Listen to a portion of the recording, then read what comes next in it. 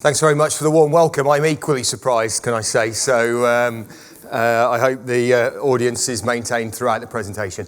I wanted to start actually by congratulating Paul, your president, on the conference. I've been watching it from a distance, as we do on Twitter and following the debates. And I think you've marshalled an informed, impressive, and I'm sure at points entertaining set of speakers.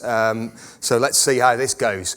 But I think it is, to your great credit that at a challenging time, you've attracted an impressive array, including the Home Secretary, and I'm sure that was very much valued by both sides. In terms of following this on Twitter, should you want, if you enjoy particularly, it's at CC Matt Jukes. It didn't make its way to the title slide, but nonetheless, happy to see people's thoughts and views. I think the audience is heartening on the basis of a topic that doesn't generally draw us in. And most of my service and my NPCC and ACPO leads have been around crime and counter-terrorism. And so it's worth saying it was only with some persuading that I found myself the NPCC lead on pay and conditions. But it was after persuasion and reflection for two reasons that I'm really delighted to have taken on the role, and I'm enjoying it. It is absolutely a universal for us all. We are concerned to see that fair reward is available not just to us as individuals, but to the people we lead. So it is within all of us to understand there's a relationship between people and pay and productivity. And secondly, let's not lose sight of the fact that the police officer pay bill is over £6.5 billion a year. And in every force in the country, something in the region of 80% of the money we spend. So if the question around us is to maximise the potential of our service, then the way we reward and recognise the contribution of our people, not just through pay, but in pay, is an absolutely critical tool. So I am delighted to take you through, hopefully in 15-20 minutes, the backdrop to the work we're doing, and then perhaps pause for questions, particularly on those issues that might concern your membership most. It's worth saying that police pay reform has been a series of episodes. They're kind of 20-year releases, it would seem. Edmund Davis, Sheehy. Only one author of those episodes is in the room to mark my homework, so Tom Windsor's in the front row, so when your questions come in, you can bear that in mind. But it is fascinating to actually see, and I was reading Sheehy yesterday, 1993, to see that many of the themes that will be presented back recur from those conversations 25 years ago. So there have been a series of episodes. I think our principal goal, I took over in the spring from Francis Habgood as the NPCC lead, is to move away from those totemic 10 and 20-year events in police pay reform and establish a meaningful cycle of ongoing evolution of pay and conditions to allow employers to use pay as a lever to achieve the best for and with our people. That's been greatly advanced by a number of developments, and I'll touch on a couple of the systematic things which the association is particularly engaged in. I won't amplify all of this, but just to say there are some very important key drivers for change at this point in time in terms of pay reform. People are entering the service in different ways and moving through it through complex routes which were not present when our pay structures were developed. That's a truth which all of you will recognise, and I won't rehearse it over much, except to say at the moment we, broadly speaking, imagine people would come in pay structures at the base of a system and work through it. That no longer happens. We have not linked pay and productivity in a meaningful way in the current pay structures and those are principally based on progression through time. And finally, and I think this remains the case despite the change in the weather in relation to police resourcing, the Treasury take a firm view that we are unreformed in respect of pay and point to other sectors, the health sector and other areas where there have been more radical steps taken to reform pay. I could take a view on how fundamental some of those actually are, but the reality is there is a strong narrative within Treasury that £6.5 billion isn't tested in the same way against measures of productivity in our sector. There are two additional drivers which I think hove into view at this point in time. The first related to the second, the growth in police numbers, Operation Uplift, 20,000 additional officers should that come to pass, against a backdrop of in the region of 7,000 officers leaving the service every year, 7,000 officers at all ranks. And the NPCC has been very clear. I know Martin Hewitt spoke yesterday that we would like to see retention of a portion of officers who can contribute to bringing specialist skills and expertise, but also critically developing the next generation. See that retention as part of the planned uplift over the next 3 years. And in order to do that, we need to incentivise people to stay and continue to contribute in the service. And I can talk at the back end or in questions about some of the possibilities around that. But we have not paid attention to holding people in the service in quite the same way in the last period for obvious reasons. There's an attraction piece around start pay, and many of you will see, depending on your force conditions, that there are actually issues mid-service for people around pay as well, which we need to pay attention to. Otherwise, we'll all be driving trains next year. Not a bad occupation in itself, Sir Tom, but nonetheless, we can't afford to lose too many people to it. There's a lot of complexity around that, and that's led us to put our foot on the ball. You will have seen, perhaps, in fact, you'll have seen at these conferences, I think, some of the previous work done on pay reform, referencing the leadership review.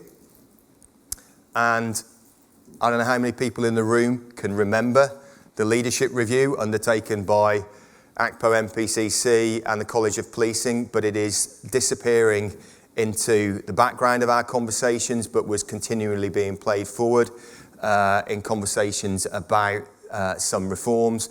We need to reset this work in our current context, and frankly, we've needed to reset it again in the context of a shifting political dynamic as well. Very, very complex questions about how to reward and recognise people. We're trying now to hone down to some much simpler propositions, and I will talk about timescales for taking these forward.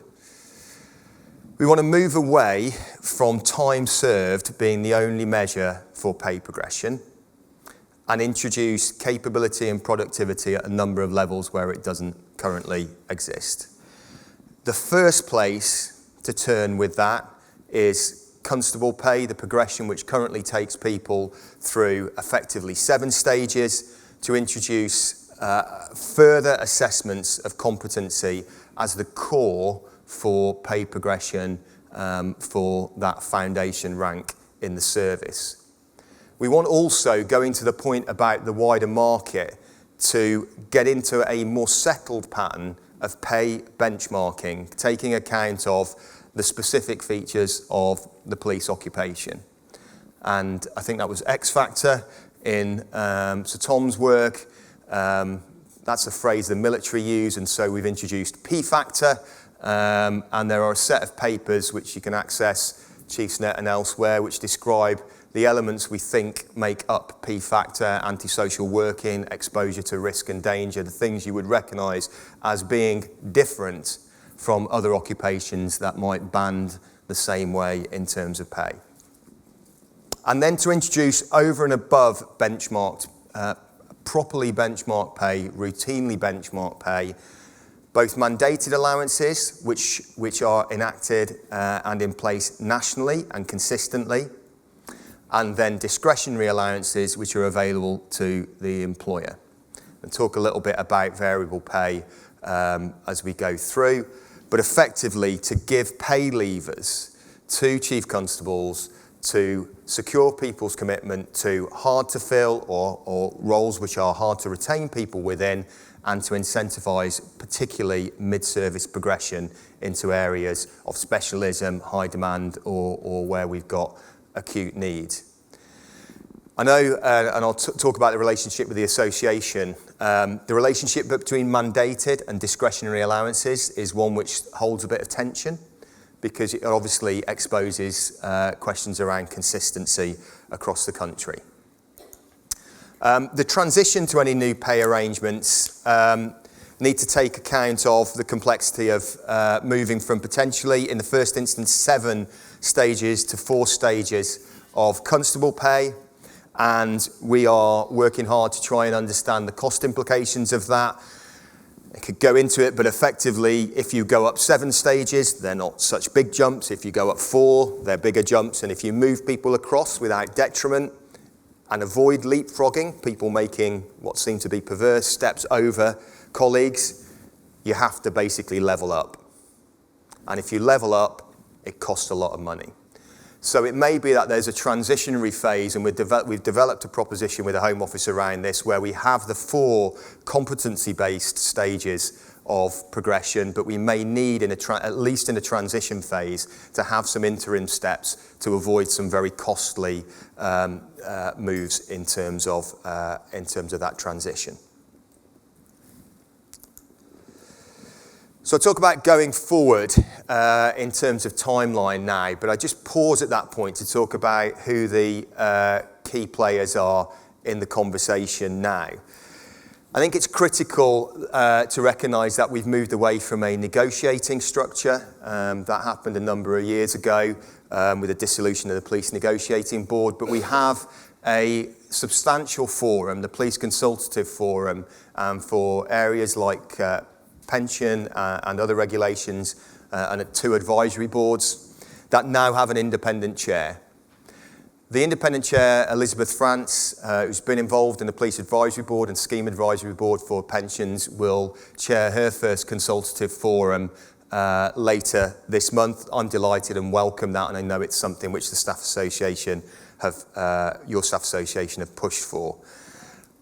I think it's worth saying as well, we've had a reset as a result of those changes and the transitions of portfolios, and managed to work through a couple of issues. And Dan Murphy's promised me a standing ovation on one of these, so I'm hanging on for it, but we'll get to that in a moment. But there are a number of things where I feel we can work closer and more dynamically with staff associations on common ground. And can I just thank, Dan must be in the room, I'm sure, but can I just, he's right at the back, but Dan, can I just thank you for your constant availability for the conversations and the conversations we've been able to continue with a wider team. And Rachel Jones is also in the audience, a member of the association and working in this area at the moment as well. So Dan, thank you for that, for your honesty, for your candour, and I think doggedness is in the mix as well, isn't it? So it's been a good relationship that I'm sure we're going to build on, because we've got a busy time ahead. When I met the Chief HMI, I think his one steer to me out with any other elements from the work was get on with it. And so I'm pleased to say the timeline that's emerging is the presentation in the first few days of October to Chiefs Council of a blueprint for those pay reforms, with more cost benefits unpacked over both that analysis and then months ahead. Formal consultation with the staff associations over a 3-month period, leading to a presentation back of the consultation and those proposed reforms in January 2020. We've realistically now, having had some time spent getting to this point, recognised that we can't move all the potential reforms in one shift. So, for example, I would quite like to explore further a performance intervention after initial constable progression. So at the moment, we're currently assessing pay up to top-end Constable effectively on performance.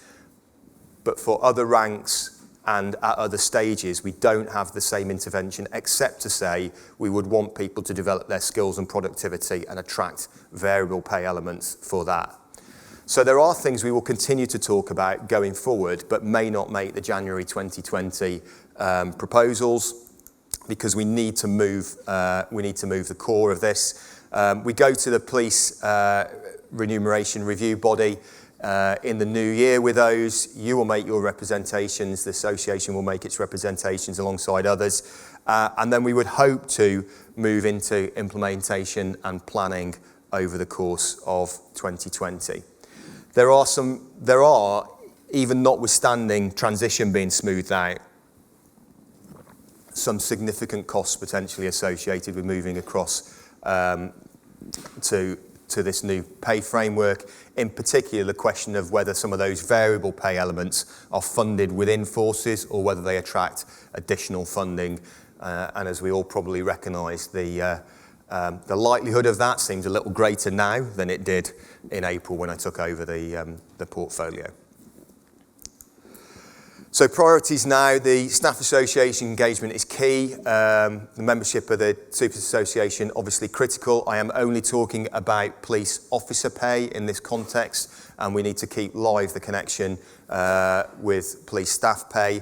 We have had a relatively small number of forces actively engaged in this, and you probably have your own sense that there are only a small number of forces who've got big enough HR functions to have pay and remuneration specialists, and we've drawn heavily on those, but we need to make sure this is a national conversation. We need to do more financial modelling. That's pretty critical, and we're well underway. And then I'm carrying some lessons from PEQF.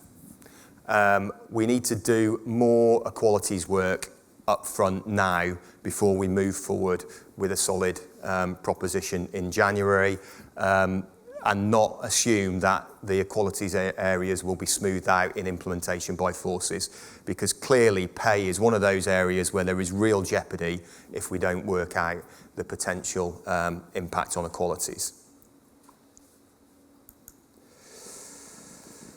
So, in terms of, that's the context, in terms of where we are, that's the context for pay reform. Core, if I can just rewind a bit, is getting out the habit of doing this every 10 or 20 years and getting into a cycle where we mop up a range of issues which are necessary to evolve police pay and conditions in a cyclical way. And this list is just an illustration, it's not the whole of it, of the other issues which are currently underway. I'm going to leave the top left one until last, although it's probably the one of greatest interest to many of you. I'm not going to deal in detail with most of them, except to say that, and I'm not expecting a standing ovation, Dan, but we've had a very pragmatic conversation over the spring and summer about the benchmarking of superintendent pay. In that overall market context, it's clear that if we don't continue to attend to your pay, it could fall behind other sectors, and there are illustrations you'll see in local government and other areas where the contrasts are not that favourable for you. And yet you undertake these extraordinary roles which are buffeted by the realities of the dynamic operational environment. And so in recognition of that, we have put to chiefs, working with your negotiating secretary, we have put to chiefs a proposal for an on-call allowance to be available to superintendents as an interim measure whilst we attend to the wider question of pay reform, and for a period probably of 2 to 3 years during which we will look more closely at the question of remuneration. I hope that we will have available to us from the 1st of September, just gone, a on-call allowance for superintendents. We are waiting for approval by the Home Office. but that proposal attracted the support of Chief Constables in July, and we are now actively pursuing and pressing the Home Office for the implementation of that. I would encourage you all to help us as employers in that respect. I'm sure you probably do this anyway. I hope we will get good news in relation to the Home Office position on that. I'm hoping it's not a difficult course to plot. I'm hoping we'll get good news soon, but it's possible it could take months because of the current context. And so knowing and pinning down your understanding of your on-call commitments and being clear what those are, maybe looking at the guidance, the regulations for the federated ranks now, and making sure we're accurately capturing the difference between general availability and on-call, and being sure that we're not going to have lots of debates in force about whether somebody was on call or not. Now is a great time to make sure we are sharp on that, so we're not retrofitting it when hopefully the Home Office unblock it. The level is £20 per period, effectively per 24-hour period. So hopefully that will be. I mean, it's not an insignificant contribution, I hope, and it's recognition, but it is a step on the journey to attending to the wider question of keeping remuneration where it should be. The other issue which is not referenced here that I thought I'd just respond to is the question of defining working hours, which was mentioned by the Home Secretary in her very welcome words at the start of this conference. You'll know that the principal points of consultation that were launched in the last couple of days in relation to that centre on equalities issues and access to part-time working and compressed hours working, and the way that pay follows that, particularly in the event that people work beyond their compressed hours. And I read again before coming here a paper that the association put together, and I would commend it. It is a very clear, lucid account of why it's unacceptable for somebody to end up working a 3/4 pattern, being paid 3/4, and then end up working, 1.5 times what might be a reasonable working week, and not being rewarded. And there will be people in this room who have probably experienced that, and certainly we need to safeguard the future for people to make sure that part-time working and compressed hours working is truly available and meaningful, and that means a conversation about defining hours. So looking forward to working through that. Almost as much as I'm looking forward to working through QC's, not QC's, but Council's advice on mileage allowance. With Dan, we've got, that's one of our current, can't quite agree where we are with issues, but we are currently working through that because it impacts, I know, particularly for people who use their own vehicles a lot. So we're in the weeds there a little with that issue. But if I can come back to the top left, the McLeod pension challenge is obviously a central workforce issue for all of us as employers, for all forces, and it's a very deeply personal issue for many of you, most of you I would suspect, and declaration of interest for me. So we are working hard to understand the position of government. I won't overstate this, but that's not easy at the moment for a range of reasons. And even those who are concerned in the Home Office with workforce issues are particularly locked onto questions around the uplift at the moment. There will be a preliminary hearing in relation to the case management of the McLeod challenge as it impacts on policing on the 28th of October. And we are looking to that to set some framework for the way that the case is going to be managed going forward into remedy and into the resolution of the issues it's thrown up. You'll know that the principal issues are around age discrimination, and the remedy essentially has to fall in two parts. The first is to deal with people who feel themselves to have been hurt in the process or to have suffered some detriment directly, those who are claimants. And so there'll be maybe some remedy attending to them specifically, but more generally, clearly there are a cohort of people, a substantial tens and tens of thousands of officers who are affected by some form of protection or transition, and it's clarity for that group, which is the much bigger issue for us all, and particularly for us as employers. So I would, again, I'd want to just stress, and your negotiating secretary and I will continue to do this, and I know actually the association have made these points to the Home Office. We will stress that this is a workforce issue going forward. And in particular, if we want to retain your talents and skills and contribution to growing the next generation for a period of years, then we have to give people confidence about the implications for that very important fundamental question for people, which is, what does my financial situation look like in a couple of years' time? So people are not going to enter into 30-plus returner schemes or enhanced 30-plus schemes unless they feel confident that they understand what the pension implications are. So at the point at which we're trying to maybe stem the tide a bit of that 7,000 leaving, McLeod is a central issue for us. And we're working hard to try and marshal arguments. I am not going to guess about potential resolutions. I think we could all have a stab at the shape they might take, but there is no clarity at the moment. Just to set expectations, I don't think that's going to emerge this year. And I would think we should be able to see some global shape of what the response to public sector pensions reforms and the impacts of McLeod look like next year. And I would hope in the course of next year we will be at a point where we can illustrate what that means.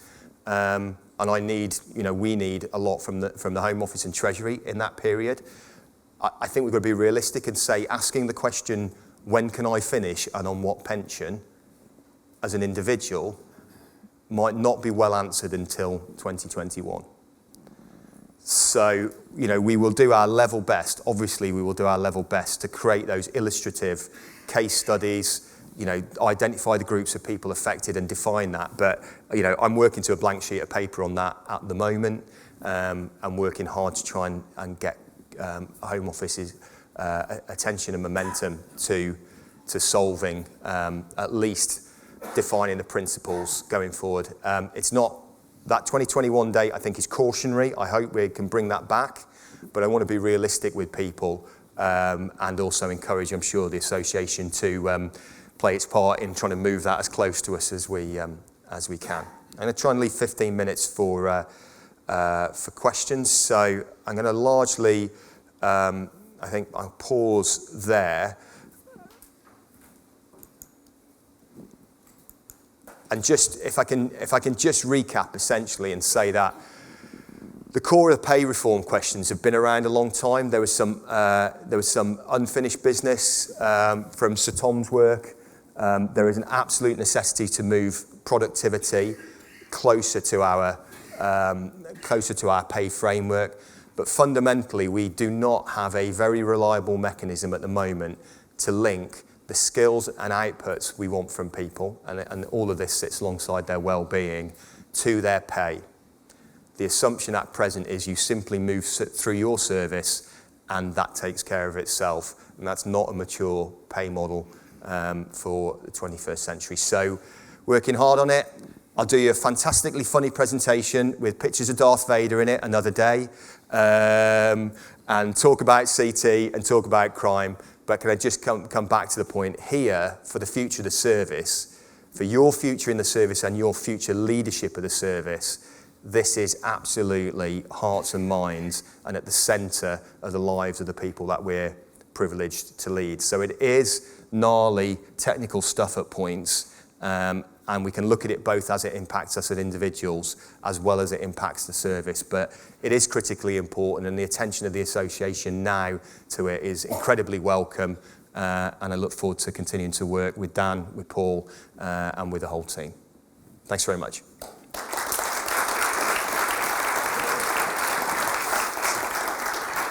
Matt, thank you. I'm sure you're not surprised to know that the questions have been coming in thick and fast. So we've got some mics. I'm going to choose the most popular questions on the app first of all, and ask those who asked them to ask them in person. So I'm going to go first of all to Chief Super Neil Evans, who's got our first question. And then actually, if I could get the mic so we're all ready to whiz through as many as possible, to Matt Horn after Neil. If we can get the other mic to him, then we can be ready to go. Neil. Thanks. Morning, sir. You referred to, in your remarks, mandated and discretionary elements of pay, and you also referred to certain tensions in that, which I think we all recognise. Yeah. And then latterly, you just talked about hearts and minds. And I think certainly in terms of that discretionary element, hearts and minds and confidence of the workforce are going to be really, really important. And bonus payments was up on your slide. And I think really we have to say that nationally the implementation of bonus payments for superintendent ranks has been a disaster. And that's been around discretion of chief constables, and we've heard today that 7% of superintendent ranks have been awarded bonus payments, given everything that chief officers say to us in force about how important we are around the leadership of the service, and we've heard that again during our conference. That's pretty astounding, I have to say. So what reassurance can you give us so that we as the workforce have confidence in how chief constables are going to exercise their discretion going forward? At the top end of limited, I would say, in terms of reassurance, if I'm honest, I think. And why do I say top end? I can't give you a guarantee, can I? Because those are individual decisions made by individual chiefs, and you'll have heard Martin say that as well. There's a couple of things just to reflect on. I think we need discriminators within our pay structure going forward. That's the model which we're presenting. We discriminate on the basis of the contribution of skills or outputs. So that will mean decisions between different roles and at points different people, and the service is going to have to get better at doing that. I think a number of associations, and I think certainly a number of chiefs were concerned that applying targeted payments would be divisive. So are you using it to discriminate, or are you running the risk of dividing? I think the best we can do at the moment in the current structure is to hold a mirror up to that and actually show where there are consistencies and inconsistencies. I think they'll be acute where they happen in regions. If you don't get the same approach taken, broadly speaking, in regions, that people, that you risk a kind of market economy there, which might be unattractive in all sorts of ways. But in reality, I think the assurance is we're going to have to make that picture clear and continue to talk to colleagues about the exemplars where people are making the payments and ask the questions about where they're not. And you're going to have to do that locally as well. And I would expect the association to do that, and I would expect at points, government to play its part in that. Slightly, and when we talk about divisiveness, we've had that debate locally and nationally, and it was the NPCC, as we understand it, that put the discretion of chief officers in there. That was not something that we wanted, and I'll just remind you that it was a recommendation of the pay review body that gave this recommendation based on evidence. So the confidence issue is going to be a real issue going forward, and I think that's significant and is going to remain outstanding. Yeah, sure. I agree, and I know you've got other questions. I was just going to say, I think the one thing about targeted payments is they were intended to be targeted. If they were intended to be an uplift on overall salary, then they would have, the PRRB would have recommended that. So there will be decisions. Are you in some ways saying this is the lesser of two evils or not? I mean, are you agreeing with Neil's fundamental point that it doesn't seem to be working at the moment?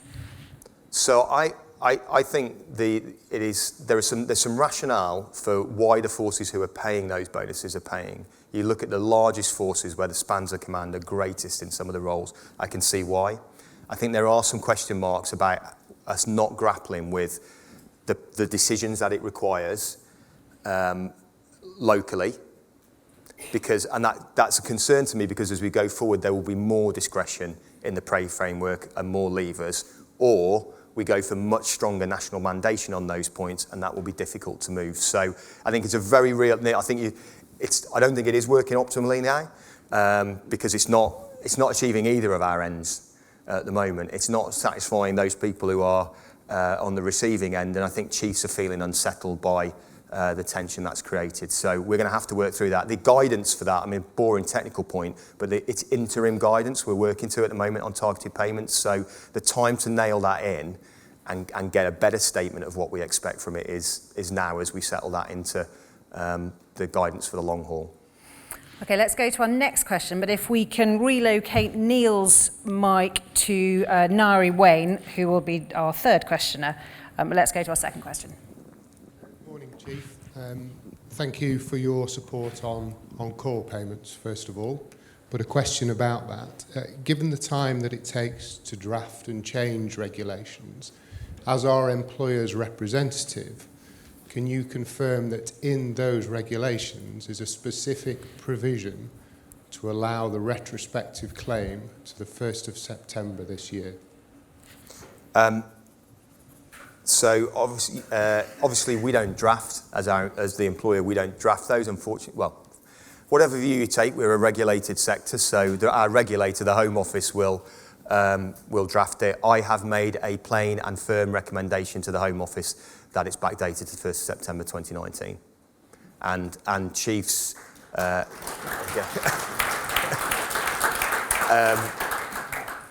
I think Chiefs recognise that would be good grace, given the time it's taken to get this point.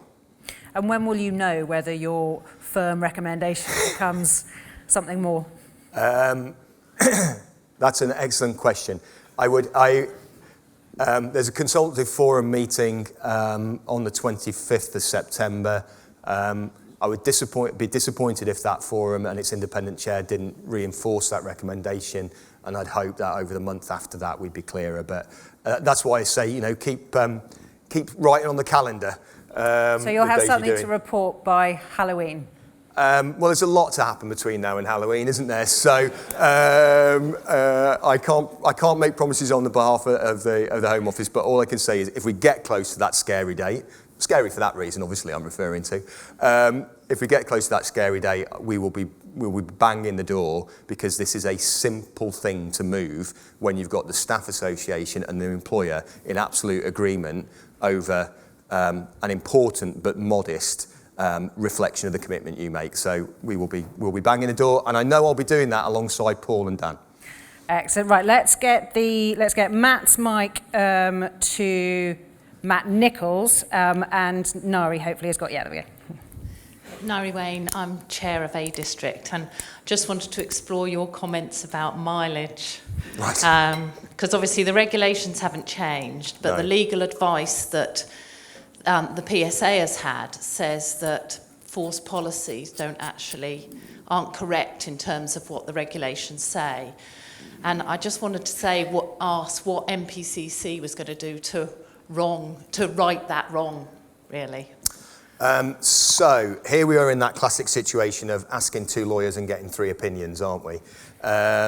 Because we've got conflicting advice to that as NPCC, which we've shared with the negotiating secretary.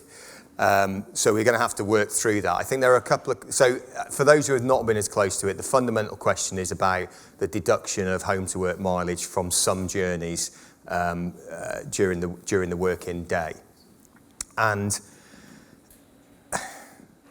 in effect, the regulations are silent on that point, which is interpreted by one legal interpretation to say it can be done, and by another to say it therefore can't.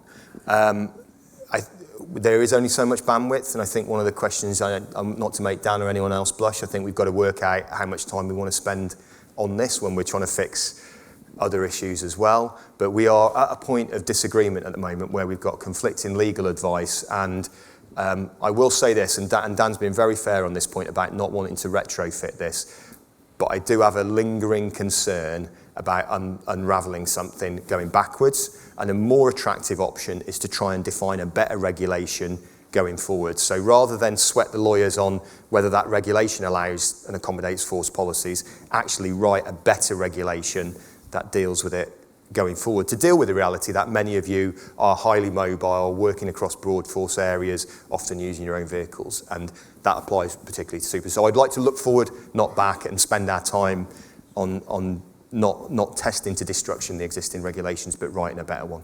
And are you confident that that wouldn't look like kicking it into the long grass?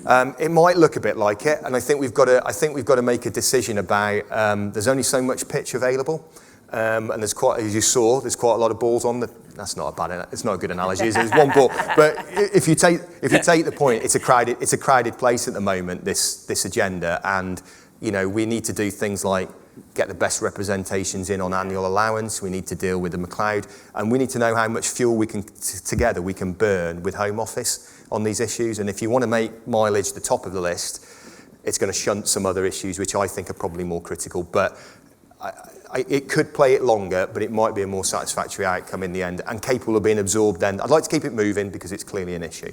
I suppose what you're saying is you've got to pick your fights. We'll go down another analogy.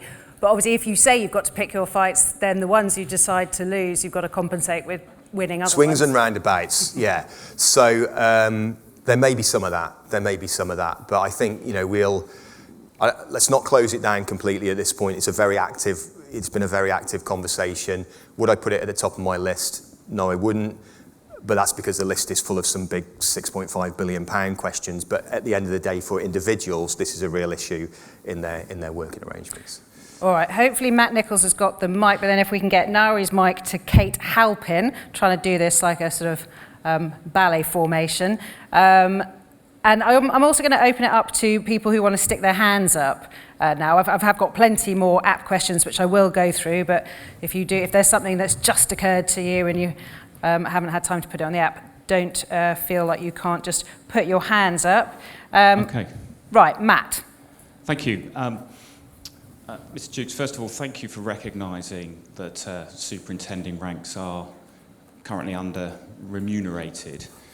But I think, as we've heard today, the landscape is pretty chaotic and we're operating in interim arrangements. What do you think you can get your NPCC colleagues to agree on in terms of superintendent remuneration? So, please take this as not a formally rehearsed NPCC position, but some reflections. I think there's a huge amount of sympathy for the broad position that when you make comparisons with some senior roles in other public services, that superintendents will or have fallen behind. And there's a connection to, dare I say, to chief officer pay at one level, and there's a connection to obviously federated ranks because you can't move one part of the workforce without impacting on the other. So in terms of what the context for your question is, I think my colleagues, I've never heard a colleague say they get paid extremely well, they should be satisfied with what they've got. I've never heard a chief constable, utter those words. I think quite the contrary. People recognise the pressures. So what could we? We've already moved a modest. In a few months we moved the question of on call. I think that a conversation about targeted payments is available to us. Roles have changed. I don't know whether that's about agreement or about moderating and playing back to people the inconsistencies. And seeking some more engagement with that scheme. I think that's possible, but I don't think I can require it of chief constables or ask that that's done. I think there are a number of things, and I talk about pay quite a lot, but I think there are a range of things around conditions which are also important. So we talked about mileage, but questions like, ranging from provision of vehicles to actually, I'll come just to one which hasn't been mentioned yet. But, I've been tracking, I've had a long engagement with the association. I was never an officer of my local branch, but huge respect for individuals who were. Graham Cassidy, who went before Paul and others, and Paul, and I've had many conversations. The resilience survey done by the association, I think, stands alone as a longitudinal study of the impact of senior leadership on people's well-being. So I think there are a whole set of things around managing hours, tracking hours, rotas, the availability of roles. And I have a view on it from a force where we did reduce superintendent numbers, but not by the same margin as we're to one side of that spectrum. I don't want to call anyone out, but so I think there are a whole set of things you can do as well as pay to make a difference. But I think in the short term, we will keep, and I absolutely take away from here the strength of feeling about the targeted payments. The benchmarking work, I think we can fold in quickly, and we will play back the benchmarking findings into February's PRRB. And I'm sure a strong message around that will be supported by colleagues. All right, Matt, thank you. I think, is Kate got the mic? Yeah, great. Hello, sir. Kate Halpin from the Met. You've mentioned, and we've heard from other speakers, and we welcome Elizabeth France taking over as the independent chair of the Police Consultative Forum. But in many of the issues you've just mentioned, you've said quite politely, well, we don't quite agree, you've got different lawyers. Now, we disagree on some of them, and we're never going to agree. So, moving on from Elizabeth's appointment, would you support the introduction of independent arbitration for those matters where we don't quite agree? I wasn't around during the P&B. I'm looking to Sir Tom here because I know he'll wince at the very thought of it. I don't think the negotiating mechanisms were perfect either, and I think as much got played into the long grass and was unresolved in PMB as ever has been in these current arrangements. To be frank, I'd like to give the independent chair a chance to operate and see how that works.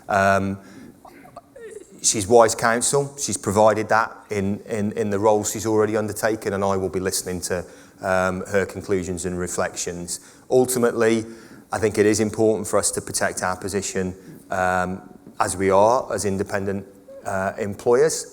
And if the Home Office wants to step into that space and regulate more on certain areas, then I think it's for the Home Office to choose to do that. And it hasn't been in that space for quite a period, but you do get the sense that the Home Office is coming forward in a number of those areas. So my concise answer is I'd like to give the independent chair the chance to make her difference in these areas. But I am absolutely committed to listening to how she reaches her conclusions. Can we get a mic to Sir Tom at the front? Because I think he's looking to say something. It's just an observation on this, the point just made. My initial impression of the Police Consultative Forum is that it is the PNB reborn. And whilst it's perfectly rational for the employer side and the staff side to knock out a few questions so that, if possible, an agreed position can be given to the PRRB. If you introduce an arbitration or mediation element to it as well, it just looks like a circumvention of the entire statutory scheme for establishing the PRRB. The reason we established, the reason I recommended it and Parliament did it, to establish the PRRB is to get away from the PNB because it was a paralysing force which the Police Federation, bless them, managed to play like a violin. And the result was that an awful lot of important reforms were just stuck for years and years and years. And so I would suggest that the circumvention of the statutory scheme is a backward step. Yeah. The PRRB should be your arbitration mechanism if that's what you need. Sure.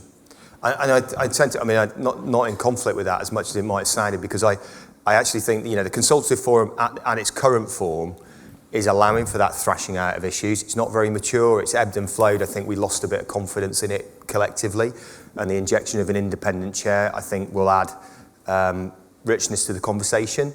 But the arbitration comes at PRRB. I think that is the position we're in at the moment, and we get that opportunity every year.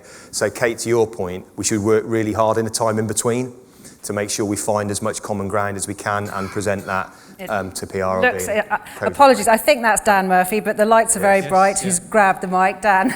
I think I need to, having sat through the PRRB for the PCF for the last 2 years, and as representative of the Staff Association, I took things to that forum on call and asked for it to just be put on the agenda to be told there's no appetite for it. We need a functioning PCF we have restricted rights, we can't withhold our labour, we have no negotiating rights, and actually I disagree with Sir Tom's comments. We need a fair pay system, and at the moment the Home Secretary sets the remit that the PRRB makes recommendations on. We have no ability to affect that, and then they make the decisions, reject them, accept them at the end. So it is a completely closed system which doesn't provide us with fairness, and we need some fairness to try and resolve some of these issues so we can clear the landscape. The reason the list is so big is because nothing's been solved in the last 5 years.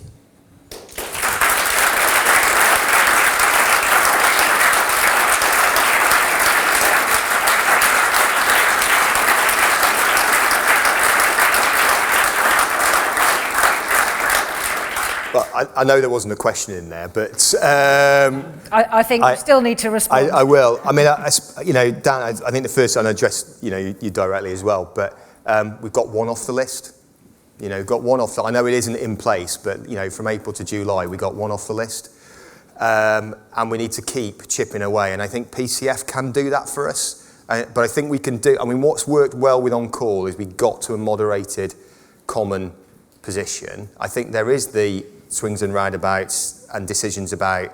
I know dying in ditches is a popular analogy at the moment, but there is decisions about which particular ditch to die in, and we will do that on both sides. But I think that list is too long for one particular reason I highlighted earlier. We've waited for episodes, we've waited for big chunks of reform, and we should be moving through that on an annual cycle, but with a greater rhythm through the year, so that we're reducing that list and focusing on areas which are of greatest concern. So, Dan, I don't know about the last 5 years, and I know good work has been done, which is a foundation for where we are now, but I think we've got a good opportunity going forward with our independent chair. And, you disagree on the point around formal arbitration, but I think there is a place for formal arbitration in PRRB, and we need to point some really good, well thought through recommendations there. Anyone else want to come in on that before we move on to another subject? I don't know if Sir Tom, did you want to come back again? No, you're done. I won't force you to, but because I know there are plenty of other questions. Right, let's get the microphone to Dave. Two microphones, Dave Sturman and Paul Fotheringham, please. So right, Dave Sturman from West Midlands. You'll be aware of the Project Cadmium results. Yes, yeah. And the detailed study that a number of colleagues undertook around working time and the breaches that revealed the working time directive, linking to the defined hours debate and discussion. Yeah. How do we progress that forward now with chief officers? Because essentially, all over the country, colleagues, including myself, are breaking the law. And how can that be acceptable to chief officers? Sure, it's clearly something we should try to discourage. I think I say that not glibly, I mean that statute's there for a reason, isn't it? It's a well thought through piece of legislation to protect people's safety. I got a colleague who raised about what can I get support for. For a number of years, I mean I was first introduced to that resilience survey as I entered the association. I'm trying to remember how long, someone in the room might remember how long ago that was, but it was quite a long time ago now. And we've been talking about our failure to track and manage the working time of superintendents for certainly more than a decade, well more than a decade. So I take away again from the challenge around the working hours piece on equalities, set wider, because everybody has a right to their well-being and to thrive at work. I think as a group of chief constables, we should be looking at that question and the inconsistency about around our inability, a series of inconsistencies there, but our inability to confidently say we know what the working time of our superintending colleagues is it's not acceptable, is it? Because that's an unacceptable risk locally, and it's an unacceptable risk at a national level. And I'm sure you all love your force management statements, don't you? Say yes. You all love your force management statements, but what would Sir Tom say? You need to know the condition of your resources and their capability for the future. That's the reason why you would want to know. Secondly, you are people we work with every single day. If we can't get close enough to you to understand how your working patterns affect your well-being and your ability to bring your best and be your best at work, then we need to take a long, hard look at ourselves. So perhaps Paul and Dan and I can shape something around that. I know Andy Rhodes has already been with you. Yeah, so, you know, absolutely clear we should all get involved in work around cadmium and make that, but, you know, it should be business as usual to do that, you know, and I shut a spreadsheet years and years ago as a superintendent because I gave up the ghost trying to do it in these Heath Robinson's ways we've applied, and we should, I think, collectively do better than that. We should be in as good a place as you are at telling us that story. I'm saying we and you because this is a staff association employer, but there's a lot more we in the way I approach it that might come across at times. All right, let's move to the final question. Paul Fotheringham. Hi, sir. Paul Fotheringham from Kent. It's a pension-related question, a little bit technical, about the commutation cap. Yes. The commutation cap is going to be lifted, and therefore the McLeod judgment in particular is going to, and the remedies from that is going to be significantly important to our members in terms of when they can leave and when they can take their pension. Now, we understand there are significant differences between the NPCC and the Home Office in relation to who's going to fund the upfront costs of that, and when are the regulations going to be changed to actually address it. So can you reassure us, or can you tell us when that's going to be addressed? I think the specific issues of the impact of the McLeod judgment on it won't be clear yet. So I think giving a definitive answer is difficult at this point in time, but we'll obviously keep a very live conversation going about that. I think what I would say is I won't tell any tales out of school here. We're probably streaming to the world at this point, but I have made it plain that the costs of pension implications in the round should not fall back to police organisations, police forces, lest they undermine the overall goal of uplifting staff. You know, you can't have a pressure point around, you know, costs in one end, and of course there's a distinction here about what employers pay and what the schemes take care of, which again is very technical. All I can say is we've reached on annual allowance and lifetime allowance, we've written a joint letter between the staff associations and the NPCC, and colleagues will tell me how often that's happened, but not very often, I don't think, and we've agreed that. So we are very actively concerned with the pension issues, and the pension capping piece is in that mix, but understanding how McLeod lays across it, I don't know. I would like to displace the cost of that from forces because I think it will allow us to make the best decisions and not have that affordability question, you know, loom large. I don't know whether Dan, I'm sorry, I don't want Dan to deal with a technical issue, you know, is not anticipated, but I don't know, Dan, is there anything you wanted to say about the approach to that? You've probably been with that longer than I have. I know it's been to the Minister, and the Minister was in the past interested in approving it, but it was about the upfront costs. Would it come as a pension cost to the Home Office, or would it come out of the police employer's budget? So that's the bit that can't be resolved. So I think there's some work to do with the Home Office as part of the overall retention piece to understand who is going to pick up that cost, because I think it's something that will need to change, because there'll be winners and losers whatever happens with the pension outcome. And to keep the workforce motivated, I think we need to make sure we resolve that issue. Yeah, absolutely. So can I finish? Was that your last question? Yes. Right. Can I finish with it? Well, no, don't be sorry on that point. Can I finish just with a plea based on that? Actually, that Dan sort of mentioned the winners and losers. I didn't know as much about police pay and conditions in March, April as I do now, and I certainly didn't know a lot about it when I was in the superintendent ranks. And yet going forward, not just on those very immediate issues around pension, but if we do implement schemes which require more nuanced decision making than just racking up increments as people go through their service, we will all need to be much more active in this space. And there probably are better SIO case studies to watch and listen to, and there probably are, more immediately exciting operational challenges, but this is a challenge that we all absolutely live and face with our colleagues at every level in the organisation. So I'm incredibly heartened by the fact you've given so much time to it on this agenda.